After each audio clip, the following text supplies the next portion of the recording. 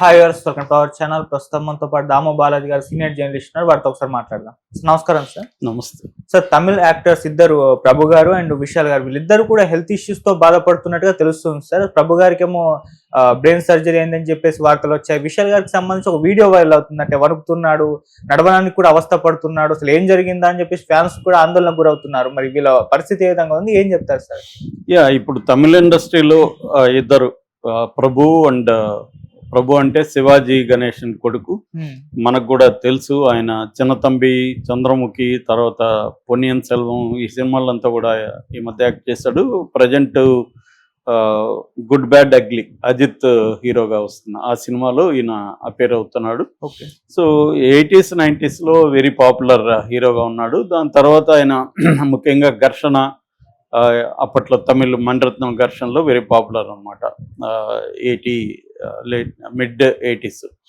So దాని తర్వాత ఆయన క్యారెక్టర్ ఆర్టిస్ట్గా సెటిల్ అయ్యాడు. అలాగే తెలుగు సినిమాల్లో కూడా ఆయన చేశాడు. సో ఆయనకి బ్రెయిన్ సర్జరీ అయిందని చెప్తున్నారు. యాక్చువల్గా ఆయనకి అది మామూలుగా ఫీవర్ అండ్ హెడేక్తో హాస్పిటల్లో జాయిన్ అయ్యాడు. జాయిన్ అయినాక వాళ్ళు కొన్ని టెస్టులు చేసినాక అతనికి బ్రెయిన్లో, అంటే మిడిల్ సెరెబ్రల్ ఆర్టరీ అంటారు, అంటే బ్రెయిన్లో మధ్యలో ఒక బ్లడ్ని తీసుకెళ్లే ఒక చిన్న పైపు లాంటిది ఆర్టరీ ఉంది. అది బల్జ్ అయిపోయింది అనమాట, అంటే ఉబ్బిపోయి బ్లడ్ వెళ్ళట్లేదు. దాన్ని బెలూనింగ్ అంటారు అనమాట. అట్లాంటి బెలూనింగ్ జరిగింది. అదేంటంటే ఆర్టరీ, దాన్ని bifurcation of the middle cerebral artery అంటారు. అది బ్రెయిన్లో మేజర్ పార్ట్కి బ్లడ్ తీసుకెళ్లే ఇదనమాట. అది ఎప్పుడైతే బెలూనింగ్ అయిందో బ్లడ్ ప్రాబ్లం వచ్చింది. సో దానికి ఒక సర్జరీ చేశారు. అయితే ఇప్పుడైతే స్టేబుల్గానే ఉన్నాడు, ఇంటికి వెళ్ళిపోయాడు అని చెప్తున్నారు. కాకపోతే ఏంటంటే బ్రెయిన్ ఫాగ్ అనే ఒక కండిషన్ వచ్చే అవకాశం ఉందని చెప్తున్నారు. బ్రెయిన్ ఫాగ్ అంటే క్లియర్ థింకింగ్ ఉండదు. ఫాగ్ అంటే తెలుసు కదా మనకు, మంచు, పొగ మంచు కప్పేయడాన్ని ఫాగ్ అంటాం. అట్లాగే బ్రెయిన్ కూడా ఏంటంటే ఫంక్షనింగ్ కరెక్ట్గా ఉండదు, అంటే చాలా మర్చిపోతారు, ఫోకస్ ఉండదు. ఫర్ ఎగ్జాంపుల్ ఏదైనా మాట్లాడాలంటే కరెక్ట్ పదం అక్కడికి రాదనమాట, వర్డ్స్ మర్చిపోతారు. ఇలాంటిది బ్రెయిన్ ఫాగింగ్ అంటారు. అలాంటి కండిషన్ ఆయనకు వచ్చే అవకాశం ఉందనేది కూడా చెప్తున్నారు. ప్రజెంట్ అయితే స్టేబుల్గా ఉన్నాడు ఆయన అనేది చెప్తున్నారు. ఇక రెండవ విషయం వచ్చి విశాల్ ఏంటంటే మదగధ రాజా అనే ఒక సినిమా 2013లో షూటింగ్ అయిపోయింది. అంటే దాదాపు 12 ఏళ్ల తర్వాత అది ఇప్పుడు రిలీజ్ అవుతుంది. సో దాని ప్రమోషన్ల కోసం ఆయన స్టేజ్ మీదకి వచ్చాడు. ఆయన మాట్లాడుతుంటే మైక్ పట్టుకొని చెయ్యంతా వణికిపోతుంది. సో నడవలేకపోతున్నాడు. పక్కన అసిస్టెంట్ని ఊనుకొని నడుస్తున్నాడు. సో అందరూ కూడా అక్కడ పరామర్శిస్తున్నాడు. సో ఇప్పుడు ఆ వీడియో వైరల్ అయింది. నిన్నంతా కూడా మన ఛానల్ లైవ్లో పెట్టాయి ఆ వీడియోని. దానికి ఇప్పటి వరకు అఫిషియల్గా అతని హెల్త్ కండిషన్ ఏందని చెప్పలేదు. కొద్దిగా వీక్ కూడా అయినట్టుగా, సన్నబడినట్టు కూడా తెలుస్తుంది. అంటే మామూలుగానే విశాల్ చాలా స్ట్రాంగ్ బాడీ అవుతుంది, one of the best 6 pack bodies తమిళనాడులో. అలాంటి అతను అంత వీక్గా ఉండడం, ఆడుతుండడం ఇదంతా కనిపిస్తే ఇప్పటి వరకు వస్తున్న న్యూస్ ఏంటంటే అతను చాలా హై ఫీవర్తో ఉన్నాడు. కానీ 13 ఏళ్ళుగా ఆగిపోయిన సినిమా కాబట్టి ప్రమోట్ చేయాలి అని వచ్చాడు. కానీ అదర్వైజ్ ఆయన రాకుండా ఉండాలి, కానీ నేను వస్తాను అని ఆయన వచ్చాడు అనేది చెప్తున్నారు. సో ఒకటేమో ఆందోళన ఎక్స్ప్రెస్ చేస్తున్నారు. ఏమైంది విశాల్కి, అసలు నిజం చెప్పండి. మామూలుగా ఫీవర్ అయితే కూడా ఇంత వణికిపోతారా అంటే, చలి జ్వరం ఉంటే వణుకుతారు ఖచ్చితంగా. చలి వస్తే చాలా ఇంకా ఎక్కువగా కూడా వణుకు వస్తుంది, షివరింగ్ వస్తుంది. మరి అట్లాంటి కండిషన్ ఉన్నప్పుడు ఆయన అక్కడే కూడా అనౌన్స్ చేయొచ్చు, నాకు ఫీవర్ ఉంది అయినా కూడా నేను దీనికి వచ్చానని చెప్పేసి ఉంటే ఒక పని అయిపోయేది. కానీ ఎప్పుడైతే అది చెప్పలేదో, ఆయనకి ఇంకేమన్నా హెల్త్ ఇష్యూస్ ఉన్నాయా, ఎందుకు ఇంత సన్నగా అయిపోయాడు, నడవలేని పరిస్థితి ఉంది, ఇవన్నీ చెబుతున్నారు. అంటే వాళ్ళే అఫిషియల్గా అనౌన్స్ చేస్తుంటే పోయిండేది. అది చేయకపోవడం వల్ల రకరకాల ఊహాగానాలు వస్తున్నాయి. మేబీ అఫిషియల్గా ఈరోజు ఏమన్నా అనౌన్స్ చేస్తారు. ఎందుకంటే ఇట్లా ఈ స్థాయిలో ఊహాగానాలు వచ్చినప్పుడు అఫిషియల్గా వాళ్ళే చెప్పడం ఎప్పుడు కూడా బెటరు. లేదు ఇది కొంత రాని మనకి సినిమాకి పబ్లిసిటీ అనుకొని ఉంటే కూడా చెప్పలేం మనం ఇవాళ. ఎందుకంటే సినిమా వాళ్ళు అలా కూడా ఆలోచిస్తారు కదా, 2 రోజులు జరగని దాని తర్వాత మనం అనౌన్స్ చేద్దాం అనేది కూడా అనుకోండొచ్చు. ఎందుకంటే ఈ సినిమా 13 ఏళ్ళుగా ఆగిపోయిన సినిమా కాబట్టి ఇప్పుడు చూడాలని ఎవరికి ఇంట్రెస్ట్ ఉండదు. 13 ఏళ్లకు ముందు షూటింగ్ అయిపోయిన సినిమాని ఇవాళ ఎందుకు చూడాలనిపిస్తుంది, ఎవరికి అనిపించకపోవచ్చు. కాబట్టి కూడా దీనికి కొంత పబ్లిసిటీ రాని అనేది ఏమన్నా వెయిట్ చేస్తున్నారు అనేది కూడా చూడాలి. అట్లాగే మనకి కన్నడలో కూడా 2 రోజుల ముందే చూసాను నేను. శివరాజ్ కుమార్ క్యాన్సర్తో ఆయన కొంతకాలం బాధపడి ట్రీట్మెంట్ తీసుకొని నిన్నొచ్చే ఆయన మీడియా ముందుకు వచ్చి నేను బాగానే ఉన్నాను, ఇప్పుడు ట్రీట్మెంట్ తీసుకున్నాను. ఎందుకంటే ఆయన బోల్డ్గా నాకు క్యాన్సర్ అని కూడా అనౌన్స్ చేశాడు. మనకి ఇక్కడ అక్కినేని నాగేశ్వరరావు కూడా 90s ఏజ్లో ఉన్నప్పుడు ఆయన క్యాన్సర్ వచ్చినప్పుడు ఆయన కూడా రకరకాల ఊహాగానాలు ఉంటే ఆయన ఓపెన్గానే వచ్చి మీడియా ముందు అనౌన్స్ చేశాడు. అలాగే శివరాజ్ కుమార్ కూడా నాకు క్యాన్సర్ ఉంది అని చెప్పారు. శివరాజ్ కుమార్ ఏంటంటే ఆయనకి ఎప్పుడు ఒక 20 సినిమాలు లైన్అప్లో ఉంటాయన్నమాట, అంత బిజీ స్టార్. సో ఆయన క్యాన్సర్ అనేసరికి ఒక్కసారిగా ఉలిక్కిపడ్డారు. బట్ ఆయన బాగానే ఉన్నాడని చెప్తున్నారు. సో ఓవరాల్గా ఈ ముగ్గురు మనం చెప్పుకున్న ముగ్గురు కండిషన్లో ఇద్దరు బాగానే ఉన్నారు. అంటే ప్రభువు కోలుకుంటున్నాడు, శివరాజ్ కుమార్ ఆల్రెడీ క్యాన్సర్తో రికవర్ అయిందని ప్రకటించాడు.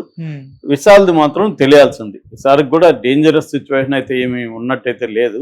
ఉంటే ఈ పాటికి తమిళ మీడియా ఏదో ఒక రకంగా రాసేది. సో ఓవరాల్గా ఆయనకి ఏదో టెంపరీ హెల్త్ ఇష్యూ ఉన్నట్టుగా తెలుస్తుంది.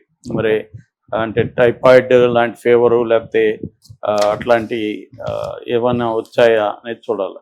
Okay sir. సో ఇలాగా అసలు ఈ మధ్య కాలంలో మనకి చాలామంది ఆర్టిస్టులు చనిపోతున్నారు, మామూలుగా జనం కూడా ఎక్కువగా చనిపోతున్నారు కోవిడ్ తర్వాత.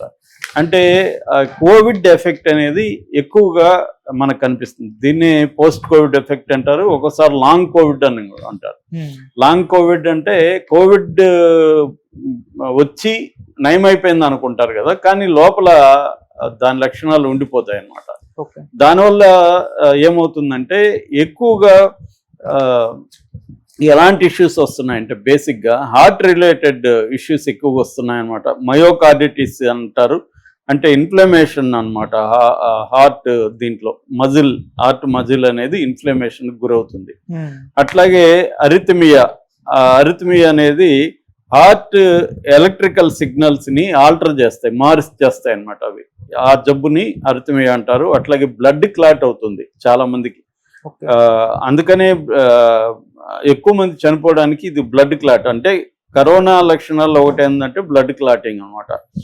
అట్లాగే పెరికార్డిటిస్ అనే ఇంకొక రకమైన కండిషన్, హార్ట్ కండిషన్. అది ఇన్ఫ్లమేషన్ మెంబ్రెయిన్ అరౌండ్ హార్ట్ అనమాట. హార్ట్ చుట్టుపక్కల ఉండే మెంబ్రెయిన్కి ఇన్ఫ్లమేషన్ రావడాన్ని పెరికార్డిటిస్ అంటారు. అట్లాగే చాలా మందికి హార్ట్ ఫెయిల్యూర్ జరుగుతుంది, ఎక్సెస్ ఫ్లూయిడ్ స్వెల్లింగ్, దీన్ని ఎడెమియా అంటారు, స్వెల్లింగ్ జరగడం హార్ట్.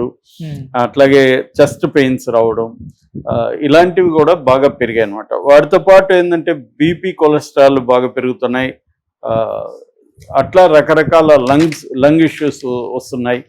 ఇలాగా చాలా మంది ఏంటంటే ముఖ్యంగా 40+ వాళ్ళు ఈ డాక్టర్ల దగ్గరికి రెగ్యులర్గా వెళ్ళి చెకప్ చేయించుకోవడం, ముఖ్యంగా బీపీ, షుగర్ ఉన్నప్పుడు, లేకపోతే ఏదైనా లంగ్ ఇష్యూస్ ఆల్రెడీ మనకు ఉన్నప్పుడు ఇంకా వల్నరబుల్ అవుతాం అనమాట. అందుకని డాక్టర్లు ఏం చెప్తున్నారంటే, ఒకటి ఫిజికల్ ఎక్సర్సైజెస్ ఎక్కువ చేయకూడదు, లిమిటెడ్గా చేయాలి. అంటే ఏజ్ని మన హెల్త్ కండిషన్ దృష్టిలో పెట్టుకొని వాకింగ్ కానీ మిగతావి కానీ. చాలామంది ఏంటంటే చేసేటప్పుడు ఎక్కువ ఉత్సాహం ఉంటుంది ఫిజికల్ ఎక్సర్సైజ్, అందుకని విపరీతంగా చాలామంది జిమ్ముల్లో ఈ మధ్య చనిపోవడానికి అదే కారణం.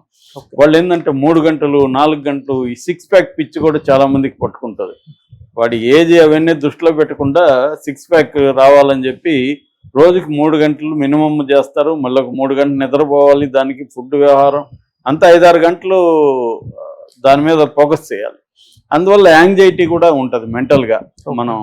సో అదొకటి అవాయిడ్ చేయాలి. అట్లాగే హై స్ట్రెస్ ఉన్న జాబ్స్ చేసేవాళ్ళు కానీ లేకపోతే వ్యాపారాలు చేసేవాళ్ళు కానీ వాళ్ళు జాగ్రత్తగా ఉండాలి. ఎందుకంటే చాలా మందికి తెలియదు, స్ట్రెస్ పడుతున్నట్టుగా కూడా తెలియదు, అది స్ట్రెస్ పడుతూనే ఉంటుంది. అందుకని మన బాడీని మైండ్ని క్లోజ్గా అబ్జర్వ్ చేస్తే మనకు అర్థమవుతుంది మనం ఈరోజు ఎలా ఉన్నాం, ఈ రోజు ఈవినింగ్ కానీ మనం ఒకసారి రివ్యూ చేసుకుంటే మనం ఈరోజు మనకి ఎవరెవరితో కోపాలు వచ్చాయి, లేకపోతే ఎలా రియాక్ట్ అవుతున్నాం, ఏ ఏ రకమైన స్ట్రెస్ పడింది, ఇవన్నీ చూసుకోవాలి. Check Okay. చేసుకోకపోతే అది ఇట్ విల్ లీడ్ అనమాట.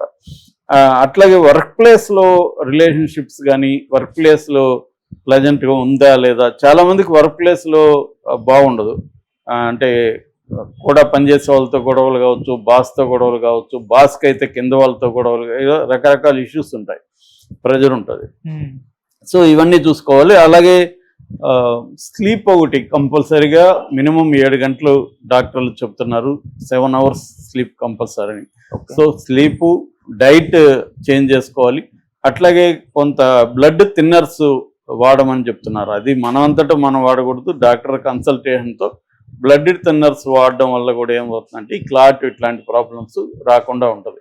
అంటే ప్రివెంటివ్ స్టెప్స్ అనేవి చాలా ఇంపార్టెంట్. వచ్చినాక ఆల్రెడీ డ్యామేజ్, ఇప్పుడు ఆయనకి ఆర్టరీ బల్జ్ అయిపోయింది, బల్జ్ కాకముందే ఆయన ఉండగలిగితే, ముందుగానే వెళ్ళి కన్సల్ట్ అయింటే కొంతవరకు బెటర్గా ఉండదు. ఒకసారి డ్యామేజ్ అయినాక అది కంప్లీట్ క్యూర్ అనేది కష్టం ఎప్పుడైనా. ఎంతో కొంత డ్యామేజ్ కంటిన్యూ అవుతూనే ఉంటుంది. Okay sir, thank you so much.